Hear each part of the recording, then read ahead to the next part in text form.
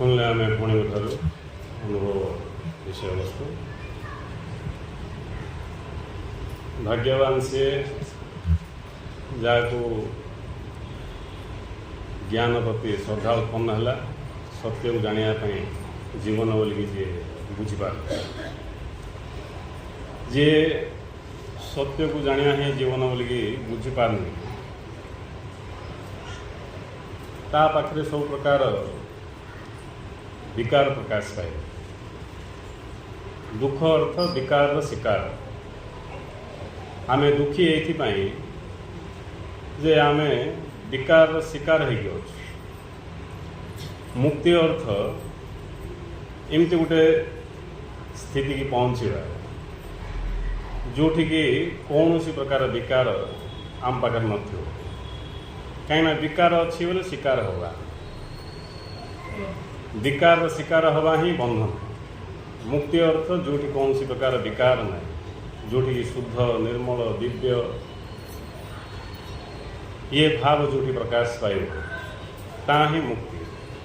ତେଣୁ ଆମେ ସମସ୍ତେ ମୁକ୍ତ ସ୍ୱରୂପ, ଆମେ ସମସ୍ତେ ଅଜନ୍ମା ଅମର, କିନ୍ତୁ ଆମକୁ ସେ ଜ୍ଞାନ ନାହିଁ।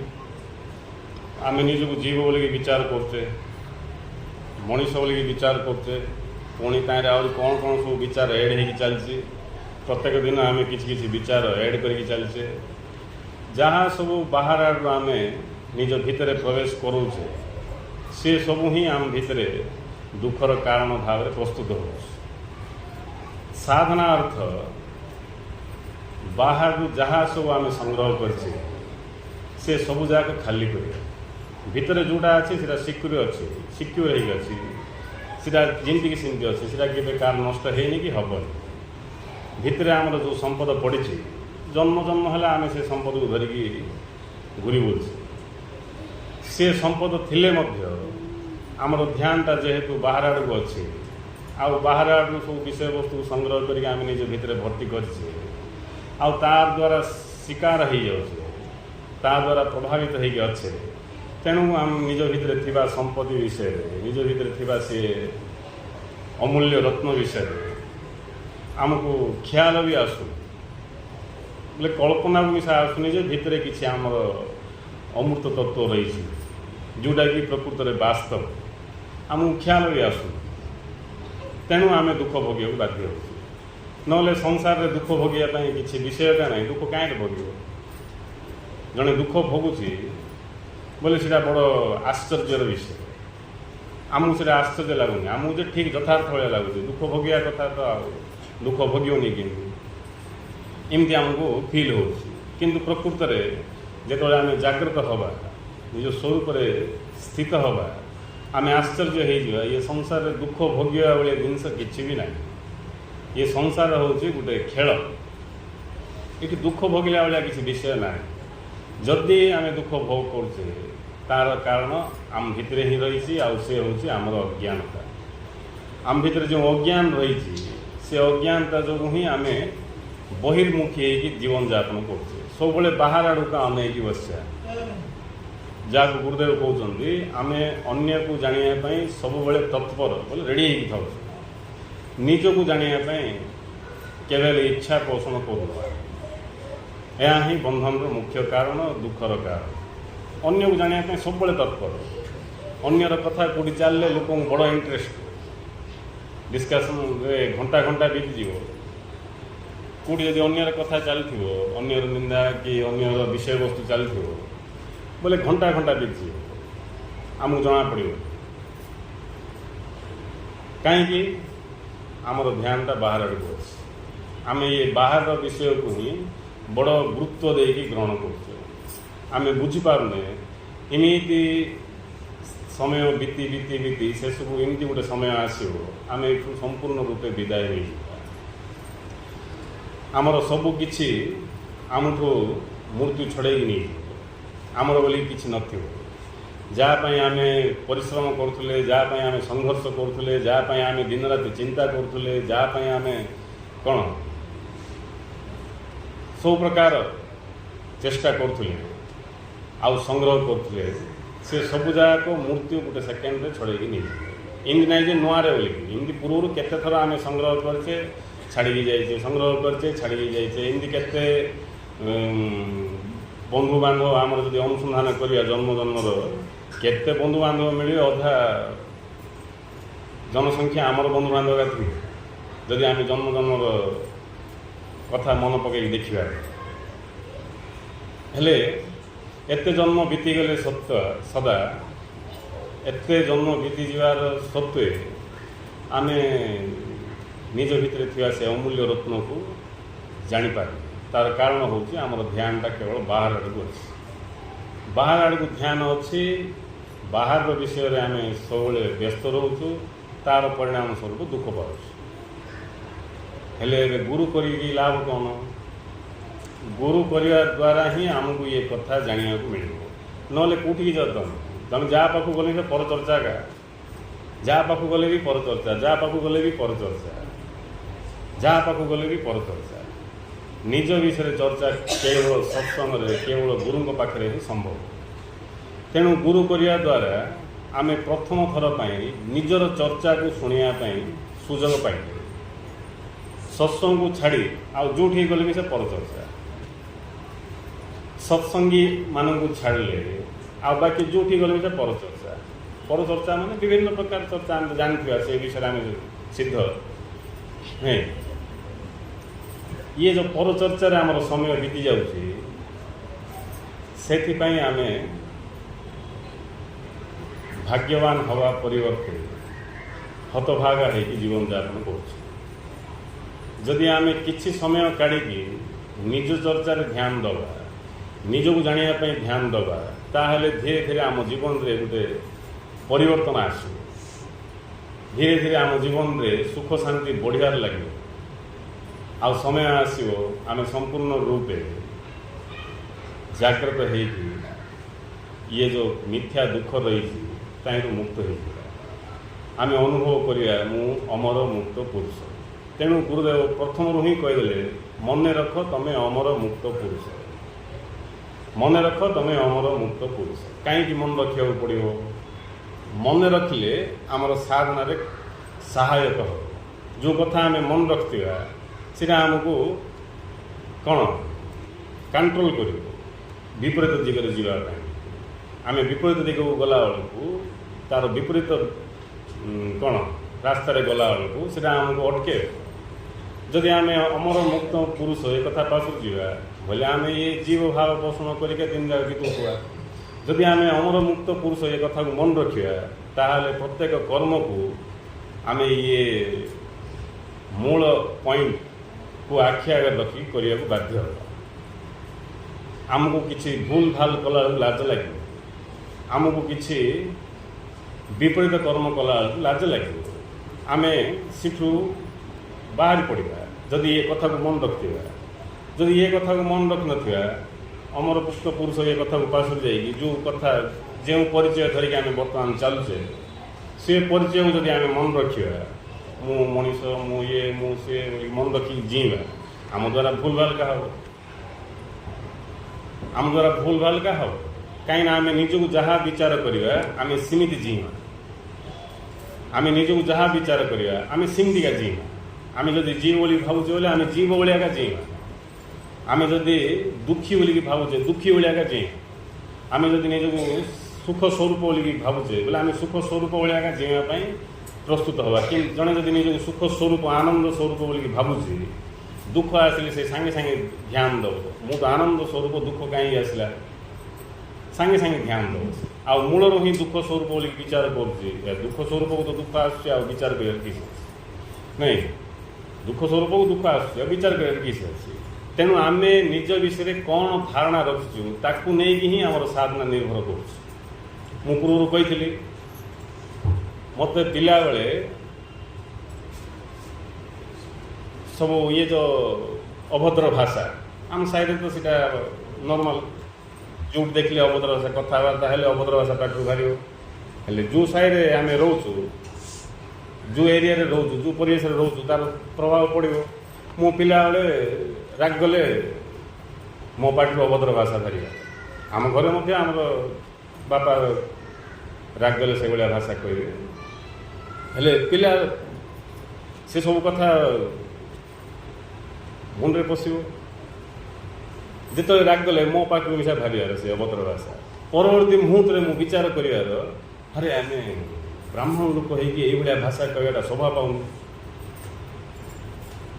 ଗୋଟେ ବ୍ରାହ୍ମଣ ଲୋକ ଏଇଭଳିଆ ଭାଷା କହିବା ଶୋଭା ପାଉନି। ପୁଣି ମୁଁ ଘରେ ଆମିଷ ଖାଇବାର, ଆମିଷ ବୋଲି ଅଣ୍ଡା ଫଣ୍ଡା ଖାଇବାର, ମାଛ ମାଂସ ଖାଇବାର ନାହିଁ, ଅଣ୍ଡା ଫଣ୍ଡା ଶୁଖୁଆ ଏଇଟା ଖାଇବାର। ହେଲେ ଖାଇବାର ସିନା, ଭାବିବାର ବ୍ରାହ୍ମଣ ଲୋକକୁ ଶୋଭା ପାଉନି। ଗୋଟେ ବ୍ରାହ୍ମଣ ଲୋକ ହେଇକି ଆମିଷ ଖାଇବ କି? ଏଇଟା ତ ଅଶୋଭନୀୟ।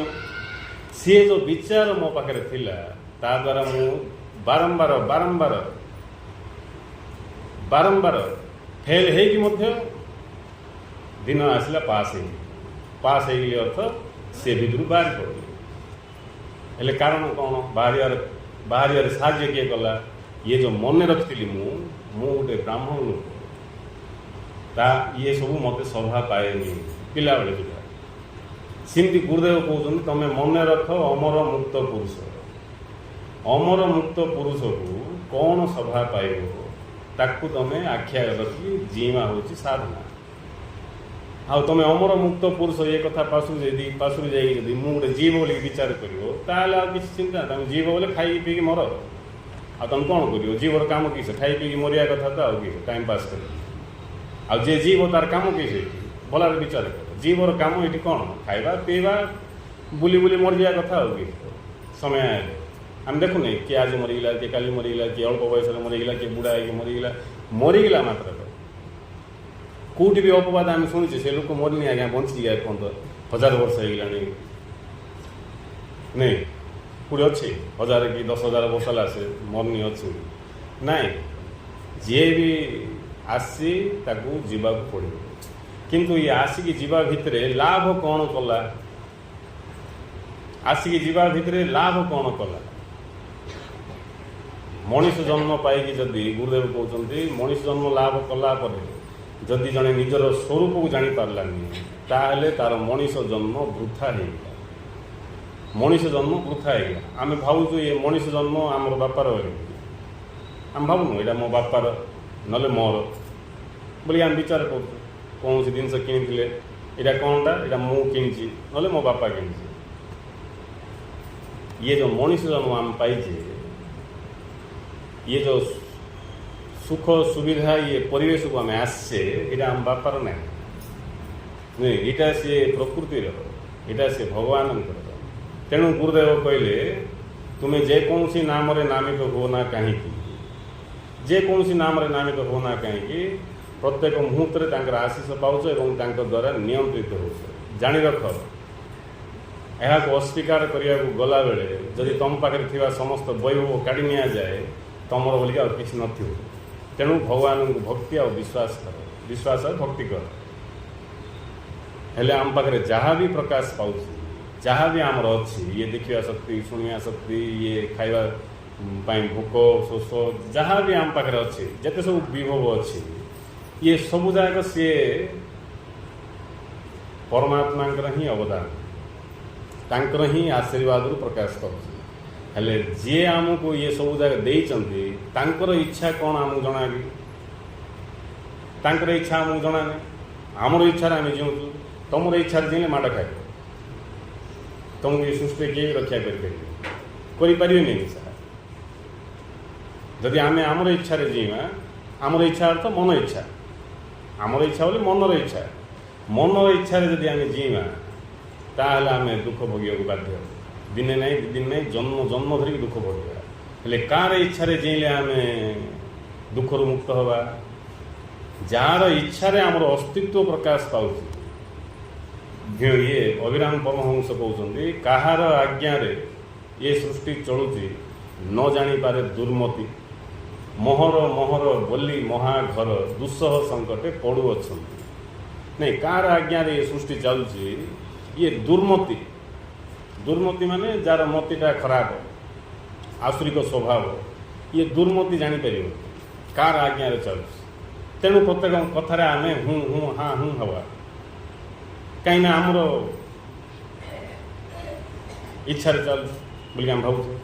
किंतु कहार आज्ञा चलुचे ये कथा को जे जान से नरमी जीव ता पाखे नम्र विनय ये सब जाक भाव प्रकाश पाए जो अन्य एक शक्ति अच्छी जार इच्छा मु प्रकाश पाऊँ ये कथा को जे जान से जहाँ हेले भी स्वीकार करने को शक्ति लाभ कर नहीं जहाँ पाखे जिते सहीवा शक्ति अच्छी से बलवान आउ जहाँ पाखे जिते अहंकार अच्छी ता पाखे सहीवा शक्ति से कम परिणाम स्वरूप से छोट छोट कथार रिएक्ट हो बड़ बड़ कथार सहीवा शक्ति वाला रिएक्ट हम हेले ये सहीवा शक्ति क्या पाखे प्रकाश पाइब एवं देख बेसी गरम हो खबर आसो अत्याधिक गरम जो अमुक एतिक लोक मरीगले कहीं मरीगले सहीवा शक्तिर अभाव सहीवा शक्ति जहाँ पाखे अच्छी से बंचीज तार अर्थ जेते सहीवा शक्ति आम पाखे प्रकाश पाइब आम से बंचीज जेते सहीवा शक्ति आम पाखे कमिज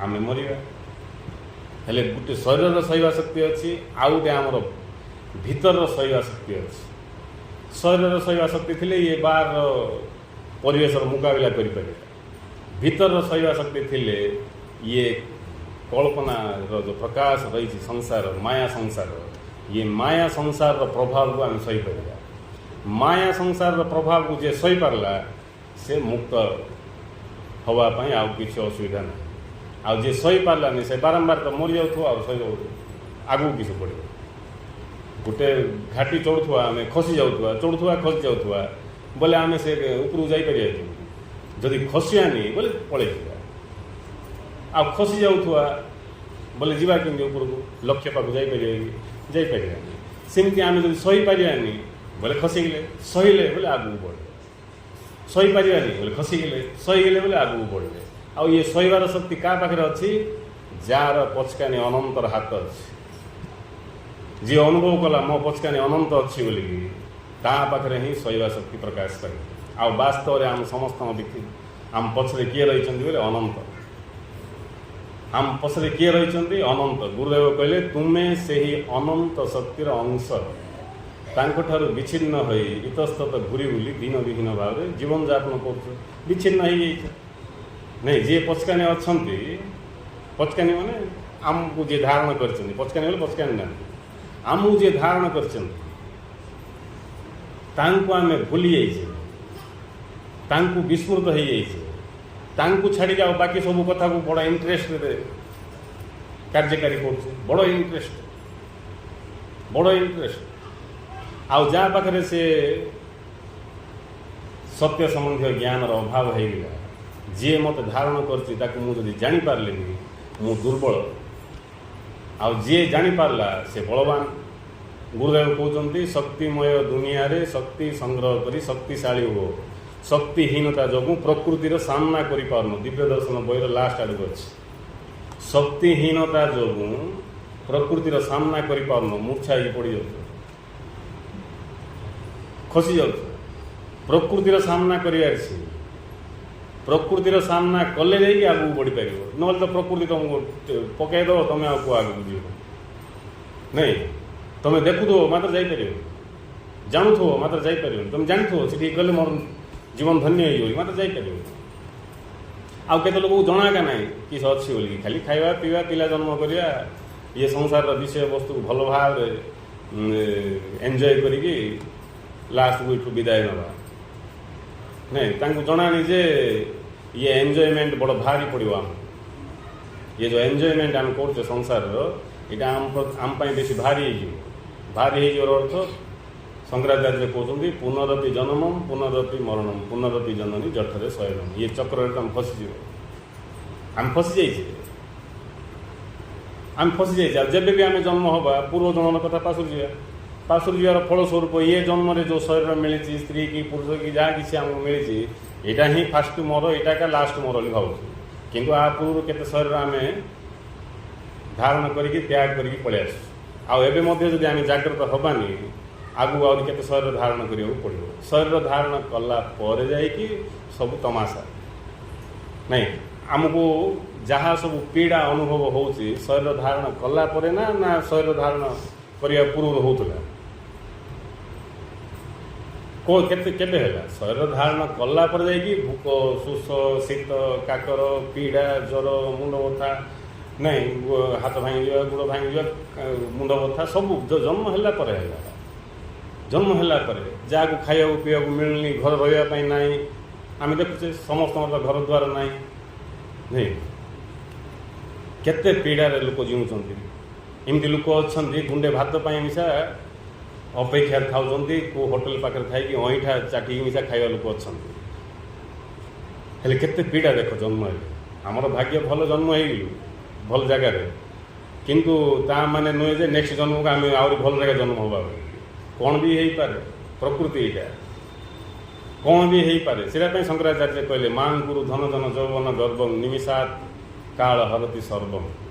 ଇଏ ସବୁ ଧନ ଜନ ଯୌବନ ଏଠି କିଛି ବି ଷ୍ଟେ ନାହିଁ ସବୁ କିଛି ଗତିଶୀଳ କେଉଁଟା ବି ଷ୍ଟେ ନାହିଁ। ଆମେ ଷ୍ଟେ ଅର୍ଡ଼ର ଧରିକି ଆସିନେ ଏଠି କିଛି ଦିନ ରହିବାର ଅଛି ଆଉ ଠିକ୍ ଯିବା ଟାଇମ୍ ଆଇଲେ ଆମେ ବି ଜାଣିନଥିବା କେତେବେଳେ ଆମେ ପଳେଇଥିବା ଆମେ ବି ଜାଣିପାରିବାନି। ଯେ ମରିଗଲା ସେ ଜାଣିପାରିବନି ଯେ ମୁଇଁ ସରିଗଲି ବୋଲି ମୋର ଚାପ୍ଟର କ୍ଲୋଜ୍ ହେଇଗଲା ମୁଁ ବାହାରିଗଲି ବୋଲି ଜାଣିପାରିବନି ସେ ଉପରୁ ଯାଇକି ଜାଣିବ ସେ ତାକୁ ଜଣାଇବା ପାଇଁକା ଇଏ 13 ଦିନ ପର୍ଯ୍ୟନ୍ତ ଆମର କାର୍ଯ୍ୟକ୍ରମ ଯାକ ଚାଲିଥାଉଛି। ତୁ ମରିଗଲୁ ବାପା ତୋର ସରିଗଲା ଲୀଳା ସରିଲା ଆଉ ଆମ ସହିତ ତୋର ସମ୍ପର୍କ ସରିଲା ତୁ ତୋ ରାସ୍ତାରେ ଆଗକୁ ବଢ଼େ ବୋଲିକି ତାକୁ ମୋହଭଙ୍ଗ କରିବା ପାଇଁ ଜଣାଇବା ପାଇଁ ବୋଲିକି 13 ଦିନ ଯାକ ଇଏ ସବୁ ଯାହାର ଯେଉଁ ବ୍ୟବସ୍ଥା ଥାଉଛି ପୁଣି ଲାଷ୍ଟକୁ ବର୍ଷ ପରେ ଲାଷ୍ଟ ସେଟା ଜଣକୁ ଜଣାଇବା ପାଇଁ ତୋର ଆମର ସହିତ ସମ୍ପର୍କ ଛିଣ୍ଡିଲା ତ ତୁ ଆଗକୁ ବଢ଼େ ବୋଲିକି। ହେଲେ ଆମେ ଦେଖ ମଣିଷ ଜନ୍ମ ଲାଭ କଲେ ନିଜକୁ ଛାଡ଼ିକି ଯଦି ଆମେ ଅନ୍ୟ ଆଡ଼କୁ ଧ୍ୟାନ ଦେଲେ ବୋଇଲେ ଆମେ ଇଏ ଜନ୍ମ ମୃତ୍ୟୁ ଚକ୍ରରେ ଘୁରି ବୁଲୁଥିବା। ଆଉ ଜନ୍ମ ମୃତ୍ୟୁ ଚକ୍ରରେ ଘୁରି ବୁଲିବାଟା ଏକ ଯନ୍ତ୍ରଣା। ଜନ୍ମ ମୃତ୍ୟୁ ଚକ୍ରରେ ପଡ଼ିବାଟା ହିଁ ନର୍କ। ତେଣୁ ଯିଏ ନିଜର ମଣିଷ ଜନ୍ମର ମୂଲ୍ୟକୁ ବୁଝିଲା ନିଜର ଧର୍ମକୁ ବୁଝିଲା ଭଗବାନଙ୍କର ଇଚ୍ଛାକୁ ବୁଝିଲା ସିଏ ଅନୁସାରେ ଜୀଇଁବାର ଆରମ୍ଭ କରିବ। ତାକୁ ହିଁ କୁହାଯାଉଛି ସନାତନ ନିୟମ ଧାରାରେ ଚାଲିବ ସେ। ଆଉ ଯିଏ ସନାତନ ନିୟମ ଧାରାରେ ଚାଲିବ ସେ ସୁଖ ଶାନ୍ତି ଅନୁଭବ କରି କରି ଶେଷରେ ମୂଳ ସ୍ରୋତକୁ ପହଞ୍ଚିଯିବ। ମୂଳ ସ୍ରୋତ ମାନେ ଯେଉଁଠୁ ଆମେ ଆସିଛେ ଯେଉଁଠୁ ଆମେ ଉତ୍ପନ୍ନ ହେଇଛେ ସେଠିକି ପହଞ୍ଚିଯିବା। ସେଠିକି ପହଞ୍ଚିଗଲା ପରେ ଇଏ ସଂସାର ଆମ ପାଇଁ ଆନନ୍ଦଦାୟକ ହେଇଯିବ। ଆମ ବାପା କାଳେ ବି ଅନୁଭବ କରିନଥିବା ସେ ଆନନ୍ଦ ସେମିତି ଆନନ୍ଦ ଆମେ ଅନୁଭବ କରିବା ଇଏ ସଂସାରରେ। କୌଣସି ସଂଶୟ ନାହିଁ କୌଣସି ଦୁଃଖ ନାହିଁ କୌଣସି ଭୟ ନାହିଁ। ଜଣେ ଜ୍ଞାନୀ ମା ଭଳିଆ ହେଇଯିବ। ଜଣେ ଜ୍ଞାନୀ ମା ଜ୍ଞାନୀ ବୋଲେ ଏମିତି ଜ୍ଞାନୀ ନାହିଁ ମୋର ଜ୍ଞାନ ବେଶୀ ହେଇଗଲା ମୁଁ ଜାଣିଥିଲି। ମା ହେଇଯିବ। ମା ହେଇଯିବ ମାନେ ତାର ହୃଦୟ ମାତୃ ହୃଦୟ ହେଇଯିବ। ତାର ହୃଦୟ ସମସ୍ତଙ୍କ ପାଇଁ ସମ୍ବେଦନଶୀଳ। ସମସ୍ତଙ୍କର ସୁଖ ଦୁଃଖକୁ ସେ ଅନୁଭବ କରିପାରିବ। ସମସ୍ତଙ୍କର ମଙ୍ଗଳ ହିଁ ତାର ଜୀବନର ଲକ୍ଷ୍ୟ। ଆମେ ବଞ୍ଚିଛେ ଆମ ପିଲା କୁଟୁମ୍ବ ପାଇଁ ଆମେ ବଞ୍ଚିଛେ ଆମର ସଂସାରର ବିଷୟବସ୍ତୁ ପାଇଁ। କିନ୍ତୁ ଗୋଟେ ଜ୍ଞାନୀ ମାନେ ଯିଏକି ନିଜ ସ୍ୱରୂପକୁ ଜାଣିଲା ସିଏ ଶରୀର ଧାରଣ କରିଛି ଜଗତ ପାଇଁ। ତାକୁ ଜଗତର ମଙ୍ଗଳ ପାଇଁ ଶରୀର ତାକୁ ଧାରଣ କରିଛି। ତାକୁ ତାର ନିଜର କିଛି ନାହିଁ ସମସ୍ତ ଜଗତ ନିଜର ତାର। ଗୁରୁଙ୍କୁ ଜଣେ ପଚାରିଲେ ଗୋଟେ ପିଲାଟା ପଚାରିଲା ଆଉ ଗୁରୁ ଆମ୍ବ ନିଅନ୍ତୁ ବୋଲି ଦେଲା ଗୁରୁଙ୍କୁ ଘରକୁ ନିଅନ୍ତୁ ଆମ୍ବ ବୋଲି। ହେଲେ ଗୁରୁ ପଚାରିଲେ ଗୋଟେ ଆମ୍ବ 2ଟା ଆମ୍ବ ଦେଲେ ହେବ କି ମୋର ଘର ଲୋକ କେତେ ଜାଣିଛୁ ନା ବୋଲି ପଚାରିଲେ। ମୋର ଘରର ଲୋକ ସଂଖ୍ୟା କେତେ ଜାଣିଛୁ କି ମାନେ ଇଏ ସମ୍ପୂର୍ଣ୍ଣ ବିଶ୍ୱ ହିଁ ତାଙ୍କର ପରିବାର। ତେଣୁ ଜ୍ଞାନ ହେଇଗଲା ଅର୍ଥ ମୁଁ ବ୍ରହ୍ମକୁ ଜାଣିଦେଲି ଆତ୍ମାକୁ ଜାଣିଦେଲି ଏସବୁ ନାହିଁ। ଜ୍ଞାନ ହେଇଗଲା ଅର୍ଥ ସେ ଅନୁସାରେ ମୁଁ ହେଇଯିବି। ଆଉ ତା ହିଁ ତ ଆନନ୍ଦ। ଆନନ୍ଦ ବୋଲେ କି ତା କ'ଣ କି ଆନନ୍ଦ ତା ହିଁ ଆନନ୍ଦ। ଜ୍ଞାନ ହେବା ପୂର୍ବରୁ ମୋତେ ସମସ୍ତେ ପଦା ଲୋକ ଭଳିଆ ଦୁଶୁଥିଲେ ବାହାର ଲୋକ ଭଳିଆ ଦୁଶୁଥିଲେ। ଜ୍ଞାନ ହେବା ପୂର୍ବରୁ ମୁଁ ମୋର ଆମ ଘରର 2-3 ଜଣ ଲୋକକା ମୋର ଲୋକ ବୋଲି ଭାବୁଥିଲି। କିନ୍ତୁ ଜ୍ଞାନ ହେଇ ଗଲା ଅର୍ଥ ମୁଁ ଶରୀର ଭିତରକୁ ଗଲି ମନ ଭିତରକୁ ଗଲି ବୁଦ୍ଧି ଭିତରକୁ ଗଲି ଜ୍ଞାନର ଭିତରେ ପ୍ରବେଶ ହେଇକି ମୁଁ ଅନୁଭବ କଲି ମୁଁ ହେଉଛି ସତ୍ ଚିତ୍ ଆନନ୍ଦ ସ୍ୱରୂପ। ଯେଉଁ ସତ୍ ଚିତ୍ ଆନନ୍ଦ ସ୍ୱରୂପ ଇଏ ସମ୍ପୂର୍ଣ୍ଣ ବିଶ୍ୱରେ ବ୍ୟାପ୍ତ ହେଇକି ଅଛି। ମୁଁ ହେଉଛି ସେ ସତ୍ ଚିତ୍ ଆନନ୍ଦ ସ୍ୱରୂପ। ଆଉ ଇଏ ଯେତେ ସବୁ ରୂପରେଖା ଇଏ ସଂସାରରେ ଅଛି ଦୁନିଆରେ ଅଛି ଇଏ ସବୁ ଯାକ ମୋର ହିଁ ରୂପରେଖା ମୋର ହିଁ ପ୍ରକାଶ।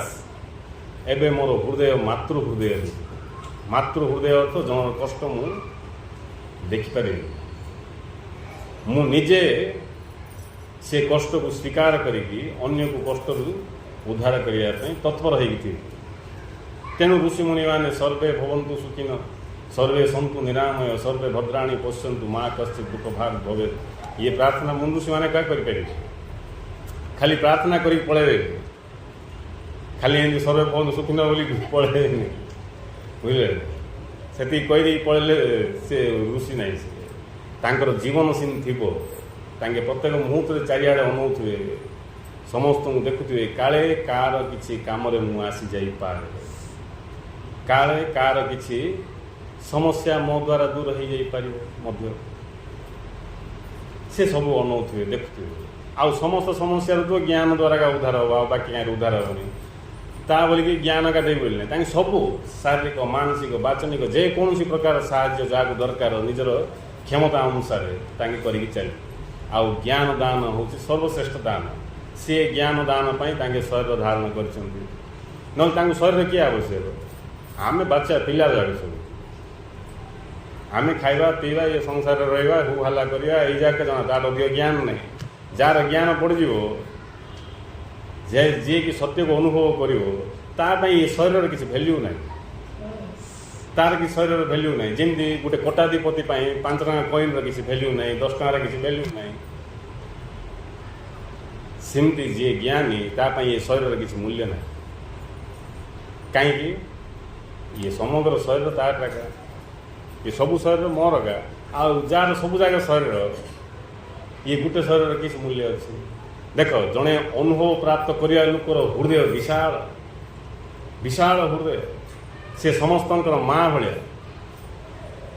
समस्त माँ भाया देखिए क्या डर लगे गोटे ज्ञानी देखले क्या डर लगे से ज्ञानी की जे जहाँ पार्ला पाटे कहीदे पार जे जहाँ तुंड को आसला गोटे ज्ञानी तुम गाली कर कहीं हृदय माँ भाया बुद्ध को जाई जड़े गाली कला तापर पार्लानी थू किना थुंपीदेला बुद्ध पूछदे शिष्य मैंने इे निआ बाण हो बेक मुड़दू बोली नहीं बुद्ध कहले आउ किसी कहबार थिला कि बांती करार थिला कि थुंपिबार थिला कि जब सरला बोले मुझे आगू जीवी सी लोक जाकि भितर अनुताप कला केड़े कथा कली जा बुद्ध को क्षमा मांगला बुद्ध कहले क्षमा कि क्षमा जे भूल कला से कालिका सरीगला जहाँ अपने थुंपिला सी भी गला कालिका आज तू भी नुआ मु भी नुआ नदी बही जाइए से पुराना पानी ना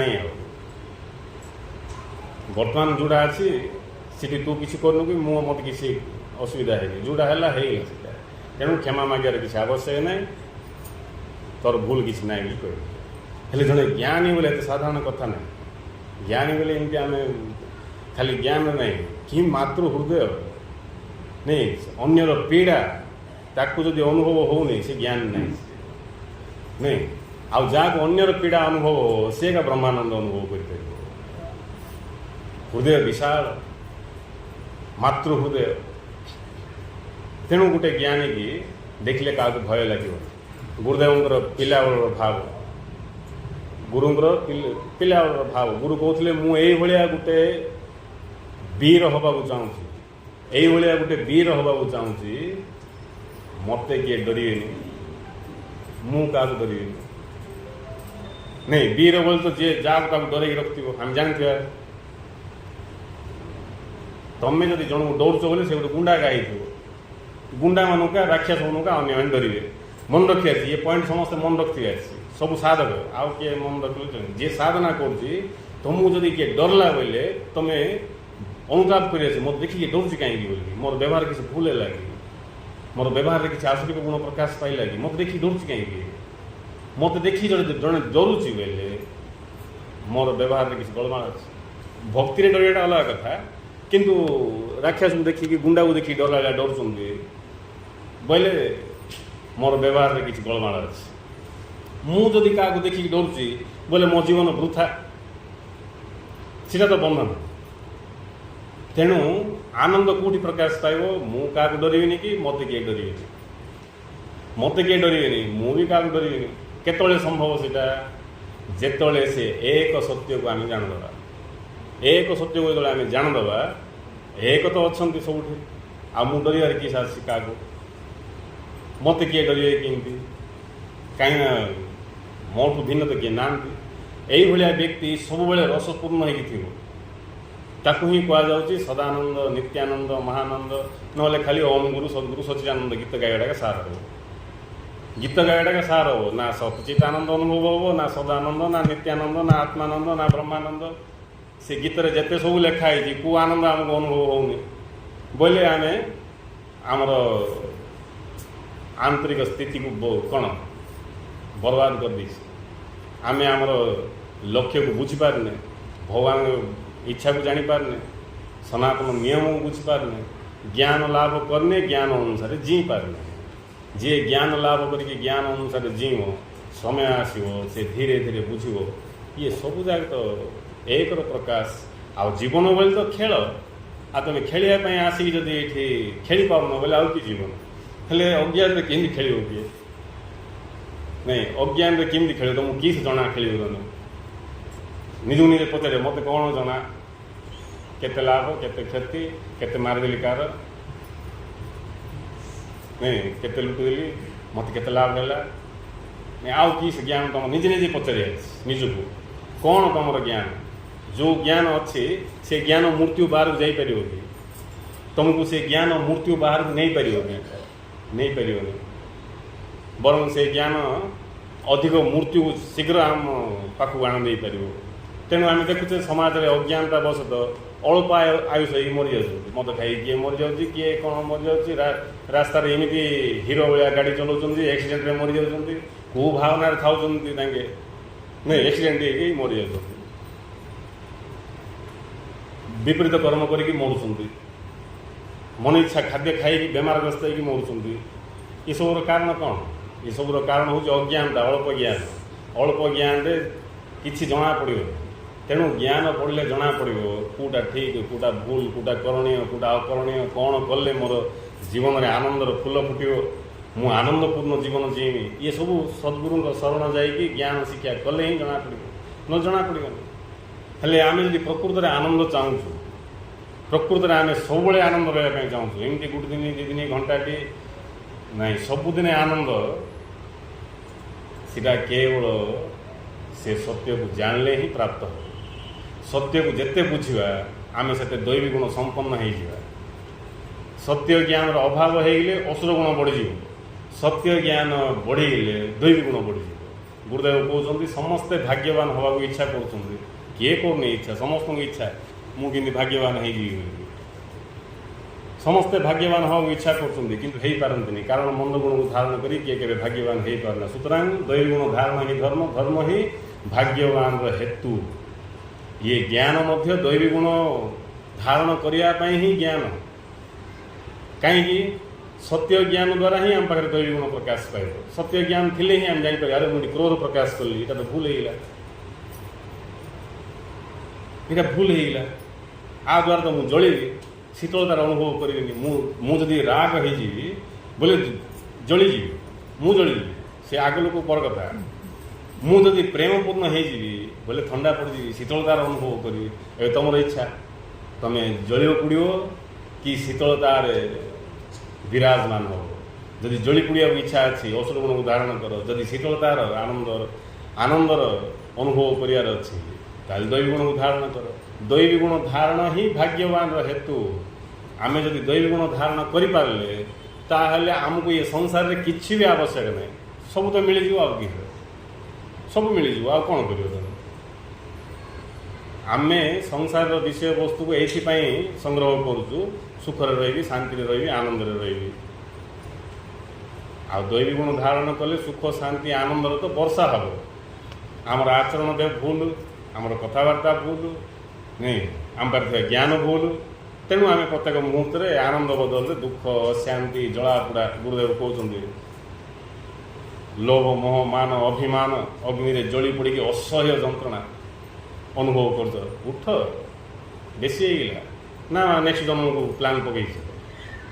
ଆମେ ସବୁ ନେକ୍ସଟ ଜନ୍ମର ପ୍ଲାନ୍ରେ ଅଛୁ, ନେକ୍ସଟ ଜନ୍ମର ପ୍ଲାନ୍ରେ ଅଛୁ। ଆମେ ଶୁଣୁଛୁ କୁହାହେଉଛି ଆମକୁ तीन जन्म भितर मुक्ति हो 3 जन्म के आज्ञा जमी ट्रेन अमको गाँव को शिमिलीगुड़ा जीवार अच्छी साधना शिविर 3टा ट्रेन अच्छी फास्ट ट्रेन 5टा बेलू सेकेंड ट्रेन 7टा बेलू थर्ड ट्रेन 10टा बेलू कौच उदाहरण ट्रेन के पर कथा नहीं हेल्ले आम देखा हे 5टा कौन 10टा ट्रेन को जावा एत आगुरी जाए किस करवा 10टा ट्रेन को जावा सेमती आमको ऑप्शन मिले ये जन्म ना नेक्स्ट जन्म ना ये हेल्ले ये किस एडजस्ट हो 10टा ट्रेन गले मात्र इठी जदि तुम टिके हेला कल से गुरु दवा प्रतिश्रुति काम करनी कहीं गुरु जो प्रतिश्रुति दौरान तार अर्थ आम बुझीनु आम भावुँ इंडिका मुझे गोटे जन्म पलैब 2 जन्म पलैब 3 जन्म पलैब सेमती पलैबनी फास्ट जन्मटा जब ठीक व्यवहार कले जदि आम फेल मारले स्टेशन को जाइए गाड़ी फेल हो गला से टाइप ताकू गीतार जोग भ्रष्ट बोली कहु साधना थिला प्रत्येक मुहूर्त साधना व्रती थिला किंतु शरीर नष्ट हो गला बोले नेक्स्ट जन्म को से लाभ कर जदि नेक्स्ट जन्म आहरी किसी है बोले थार्ड जन्म को पक्का हम कहीं से ज्ञान रास्तार अच्छे से अज्ञान रास्तार थी संसार चिंतार बुड़ीकी अहंकारग्रस्त होगी भोग विलास मातिकी जदि आम भाविया 3टा जन्म गुरु करदे बोले से हेन गुरु कहते ज्ञान बढ़ी बढ़ी गले तुम बोले अति बेसी हेल्ले 3 जन्म अति बेसी हेल्ले 3 जन्म दरकार नहीं गोटे जन्म भी दरकार नहीं ये जन्म का हो कौनटा हम तुमको तो जना नहीं जानले है कौन आमको जना नहीं जानदेले है आम जाना इच्छा करूँ इंटरेस्ट ना बोले असुविधा नाई आमर इंटरेस्ट अच्छी जानापी आम जन्म होचे ये कथा बुझीगले धर्म को बुझीगले जीवन रहस्य को बुझीगले बोले ये जन्म ही आम आमर स्वरूप को लाभ करी जीवन धन्य कर नाई बोले आम अज्ञान रही 3 जन्म ना 300 जन्म भी हो किसी ग्यारंटी ना प्रकृति शिक्षा आमर भाव जमती गुरुदेव गोटे वाक्य अच्छी जी जहाँ चाहे अमृत बिंदुर वाक्य जी जहाँ चाहे सी ताहा पाए जी जहाँ पाए ताहा प्रकाशित हुए सुतरां हे भाई साधु से ही नित्य सत्य आत्मा को जानी धन्य हो अन्य को धन्य कराओ जी जहाँ चाहे से ताहा पाए मु कौन सत्य को चाहूँगी कि मु कौन भगवान को चाहूँगी कि जदि भगवान को मु चाहूनी आउ कौन चाहूँगी जोटा चाहूँगी सीटा पाइबी हेले भगवान को छाड़ी जोटा चाहिए भगवान को छाड़ी जोटा चाहिए ये आया पड़ो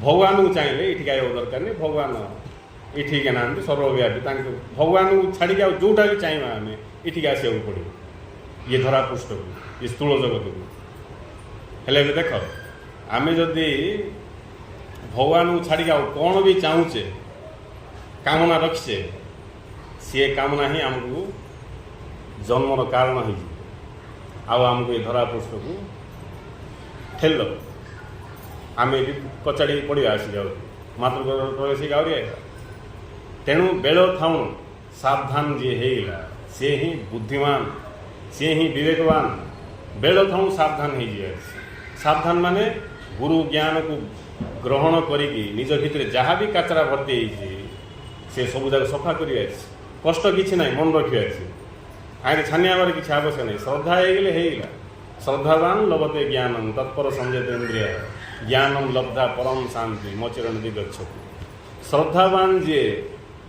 सी ज्ञान को लाभ कर तेणु आम सत्य को जानापी जब श्रद्धा पोषण करवा गुरु कृपार ये ज्ञान पाइबा गुरु को ज्ञान द्वारा ही आम जापर कौटा ठीक कौटा भूल कौटा मोर विषय कौटा मोर विषय नहीं ये कथा आम ज्ञान द्वारा जापर एवं मोर ना संतोष महापात्र मोर विषय ना संतोष महापात्र मु ना संतोष महापात्र स्टोरी मोर स्टोरी ना मात्र मुझे संतोष महापात्र बोली भावुची तार स्टोरी मोर स्टोरी बोली भाविकी ये माया संसार में बुलबी सिम बोले मोर उदाहरण देली नाटा नहीं आउ क्या ना कहीं नहीं बुझे सेमती आम निज कौन कौन भावुचे आम जो स्टोरी अच्छे से स्टोरी आमर ना आम से स्टोरी सी स्टोरी की निजर स्टोरी भी भावुचे निजर कहानी निजर स्वरूप भी भावुचे ता ही बंधन दुखर कारण तेणु ज्ञान बढ़ले ये सब समस्या दूर हो गुरु आमको दुखर उद्धार करने ज्ञान दौरान गुरु आमको बंधन रु